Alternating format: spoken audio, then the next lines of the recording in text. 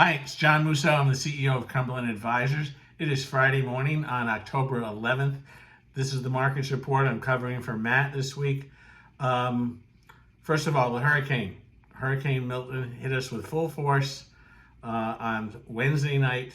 Could have been worse. Rainfall levels ended up being less than expected.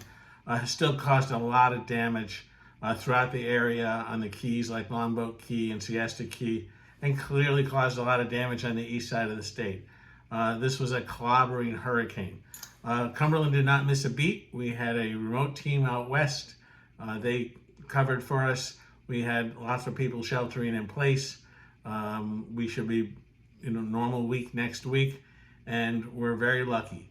We live in Florida. We prepare for this stuff, and this was a big one. And it was big coming on the heels of Hurricane Helene, which we know are still being figured out, how the damage there when you work that up into Georgia and the Carolinas, where it caused so much damage. This week in markets, yields higher across the board. Probably 10 basis points on the short end, 15 basis points on the longer end in Treasury. So the 10-year Treasury is at a 4.10 right now. Muni yields probably up even more than that, call it 15 plus across the board. And up till now, municipal yields hadn't really risen that much. I think you're starting to see some yields rise for two reasons. You're going to see a fair amount of selling by insurance companies down the road. They will have to finance some of these payouts they're going to need, and they're still figuring that out. It's going to be a lot. And of course, you're going to have the backside of this, which is going to be the rebuilding effort of the hurricanes. And I think the market is starting to take that into account. And of course, that means spending. And the stock markets this week really ignored the hotter than expected labor numbers last week and the job numbers.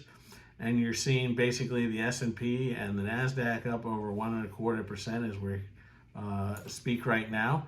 And I think that really tells you that the market is looked past some of the softer numbers that we saw, and looking forward. You saw tech do a little better this week. Kind of a resumption of where you were.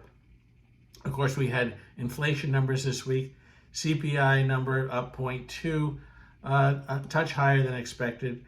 PPI number 0, a little less than expected. And we know that PPI leads CPI, so we'll watch that.